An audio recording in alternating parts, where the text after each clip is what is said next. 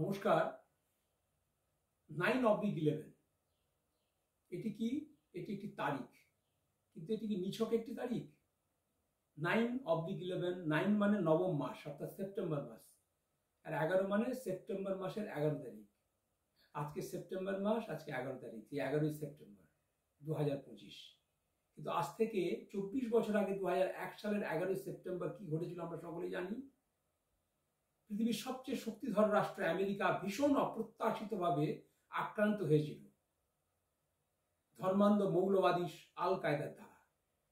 তো যেদিন আক্রান্ত হয়েছিল সেদিন আমরা যারা আমেরিকার বিরোধী, যারা আমেরিকার দাদাগিরির উপরে অত্যন্ত অসন্তুষ্ট, তারা তো সন্তুষ্ট হয়েছিলাম, এবং অন্যান্য দেশ তারাও সন্তুষ্ট হয়েছিল যে বেশ ভালো হয়েছে, আমেরিকা জব্দ হয়েছে, একটু দরকার ছিল, খুব বাড় বেড়েছিল আর কি। কিন্তু উল্টো দিকে যারা আক্রমণ করেছিল তারাও কিন্তু কম ভয়ঙ্কর নয়, সেটাও কিন্তু বিশ্ব মানবতার পক্ষে একটা ভয়ঙ্কর শক্তি, সেই ধর্মান্ধ মৌলবাদী আল কায়দা। তো আক্রমণ কেন হয়েছিল?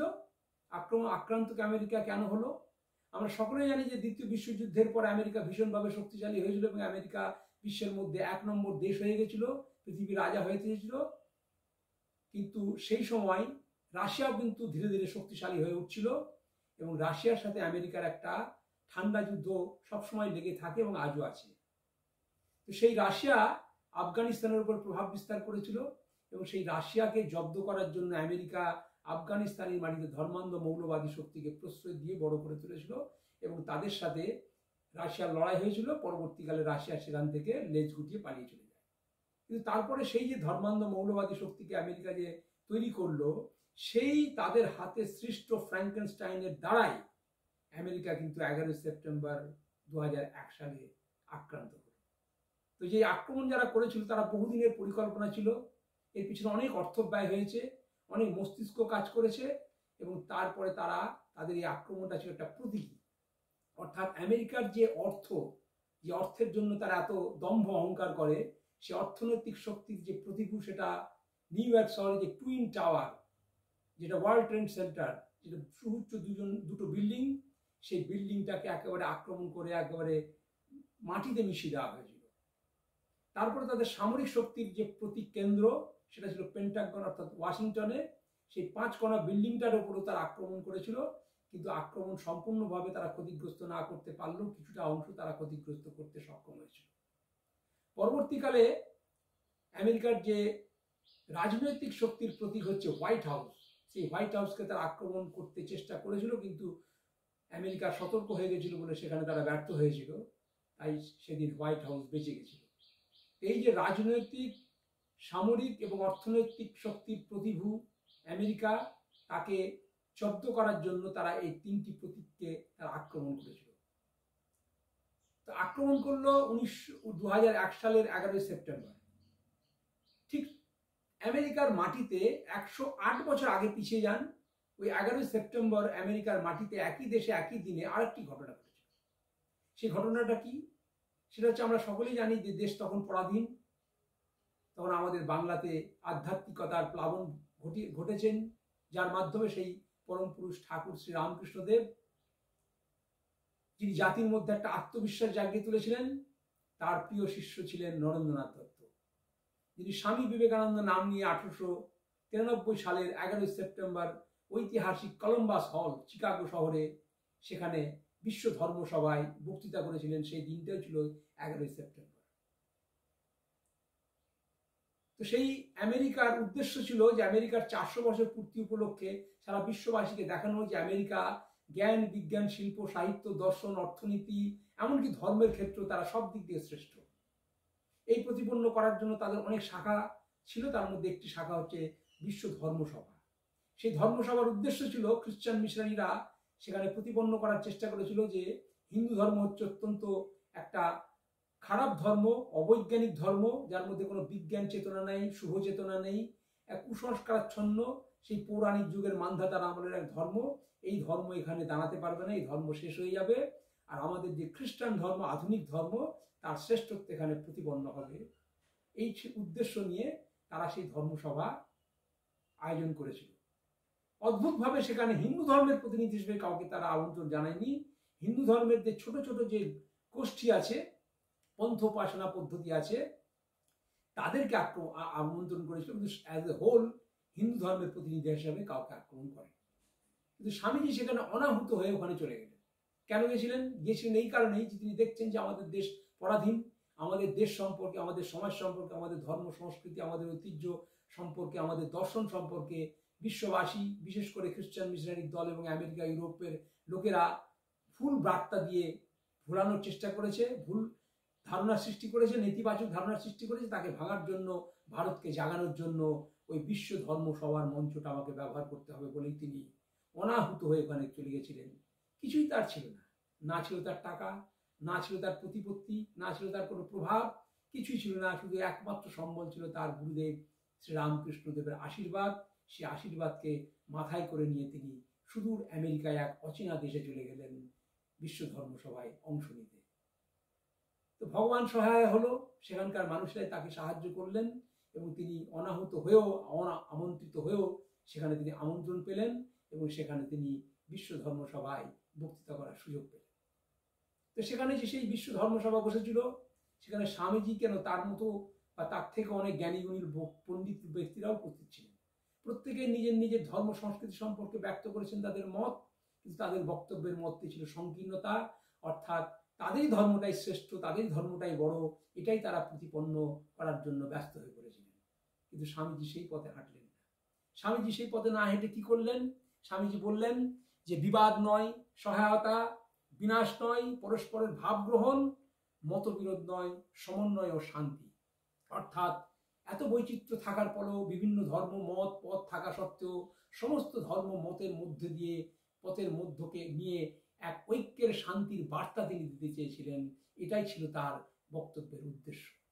এবং তিনি যখন বক্তৃতা করতে উঠলেন, তার আগে যারা বক্তৃতা করেছিলেন তারা সকলেই প্রথাগতভাবে বললেন লেডিস অ্যান্ড জেন্টলম্যান, কিন্তু স্বামী বিবেকানন্দ সেই পথে না গিয়ে বললেন হে আমার ভগিনী এবং ভ্রাতাগণ, আমেরিকার ভগিনী এবং ভ্রাতাগণ, sisters and brothers of America.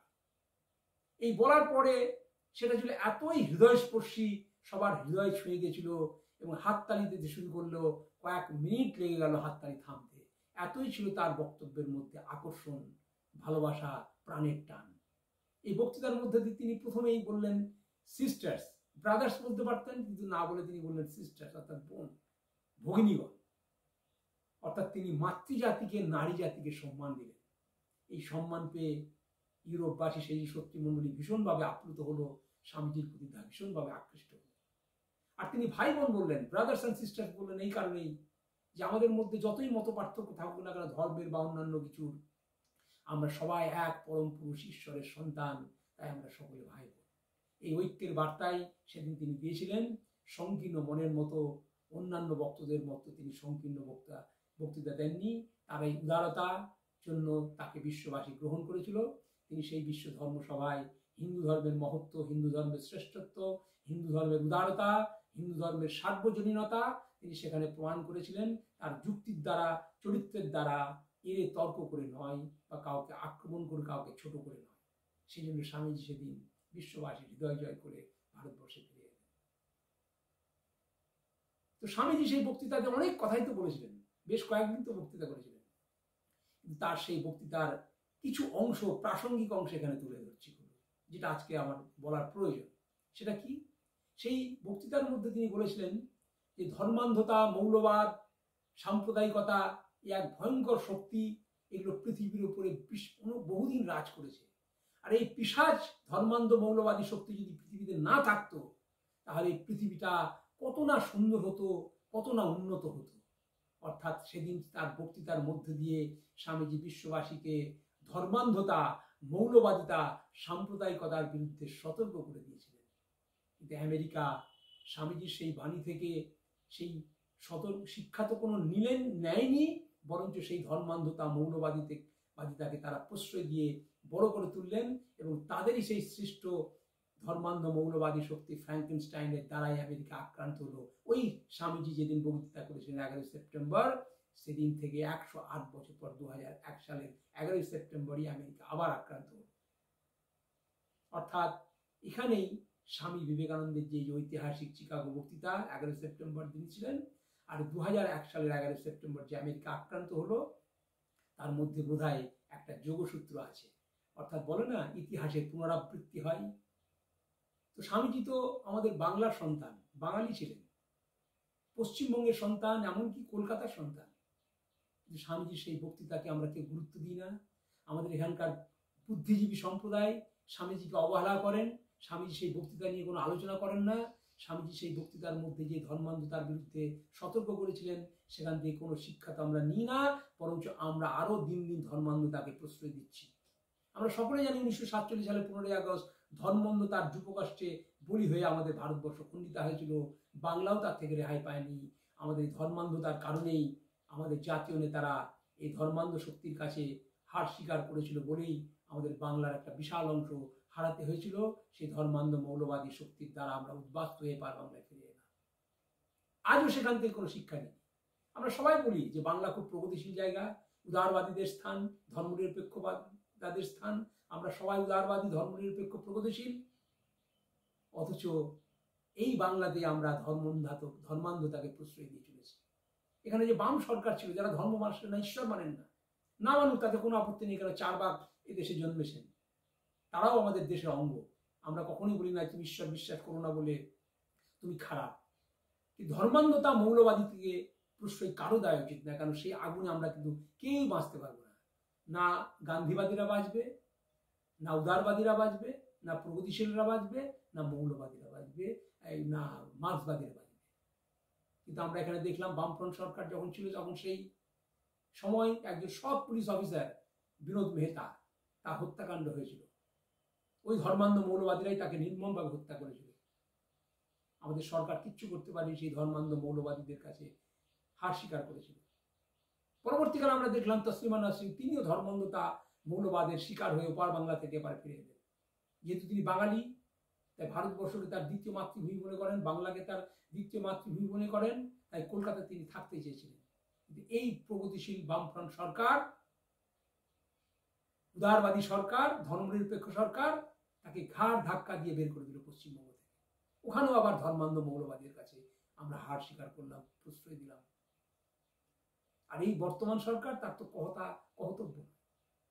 একটা ধর্মকে তোষণ করার জন্য আর একটা ধর্মের বিরুদ্ধে কি বিষোদ্গান্না করা হচ্ছে, কি কুৎসিত ভাবে আক্রমণ করা হচ্ছে, কিন্তু কোনো প্রতিবাদ নেই, কোনো প্রতিবাদ নেই, না প্রগতিশীল বুদ্ধিজীবীদের মধ্যে, না সাধারণ মানুষের মধ্যে। আমরা জানি এটা মৃণাল সেনের দেশ, সত্যজিৎ রায়ের দেশ। আমরা খুব অহংকার করি যেখানে এত বড় চলচ্চিত্র নির্মাতা তৈরি হয়েছে, অথচ কিছুদিন আগে একটি চলচ্চিত্র তৈরি হয়েছিল কেরালা স্টোরি, তাকে এখানে রিলিজ করতে দেওয়া হলো না। কিছুদিন আগে বিবেক অগ্নিহোত্রী, যেটা আমাদের এই দেশভাগের ওপরে 1946 সালে যে দাঙ্গা হাঙ্গামা হয়েছিল, যার পরিণতিতে আমাদের ভারত তথা বঙ্গ বিভাজন অবশ্যম্ভাবী হয়ে উঠেছিল, সেই ফিল্মের শুটিং তো এখানে করতে দেওয়াই হয়নি, এমনকি কোনো সিনেমা হলে রিলিজ করতে দেওয়া হলো না। বরং যখন ট্রেলার দেখানো হলো, কুৎসিতভাবে, ভয়ঙ্করভাবে, কি নোংরাভাবে তাকে অপমান করে তার অনুষ্ঠানটা বাতিল করে দেওয়া হলো। আর সাম্প্রতিককালে একজন বাম মনস্ক বুদ্ধিজীবী জাভেদ আখতার, উর্দু কবি, গীতিকার, তিনি কলকাতায় আমন্ত্রণ পেয়েছিলেন একটা অনুষ্ঠানে, সরকারি অনুষ্ঠানে, তাকেও আসতে দেওয়া হলো না, ওই ধর্মান্ধ মৌলবাদী শক্তির কাছে নতি স্বীকার করে। তো আজকে 11 সেপ্টেম্বর স্বামীজির এই চিকাগো বক্তৃতা এবং আমেরিকার আক্রান্ত হওয়ার ঘটনার সাথে আমাদের বাংলার যে বর্তমান পরিস্থিতি, তার যোগ খুঁজে পাচ্ছি। তাই সকল বাঙালিদের কাছে অনুরোধ যে স্বামীজির সেই চিকাগো বক্তৃতা থেকে যেমন আমেরিকা শিক্ষা না নেওয়ার জন্য ভীষণভাবে আক্রান্ত হয়েছিল, আমরাও কিন্তু আক্রান্ত হব, আবার আমাদের দেশ ছাড়া হতে হবে এই ধর্মান্ধ মৌলবাদী শক্তির কাছে। অতএব সাধু সাবধান, আমরা সবাই এই ধর্মান্ধতা মৌলবাদের বিরুদ্ধে যাতে জাগ্রত হয়ে উঠি, সতর্ক হয়ে উঠি, তার বিরুদ্ধে যাতে লড়াই করতে পারি। তাই 11 সেপ্টেম্বরের দিন, স্বামীজির চিকাগো বক্তৃতার দিন, তাকে ভীষণভাবে আমাদের সকলের মনে পড়ছে।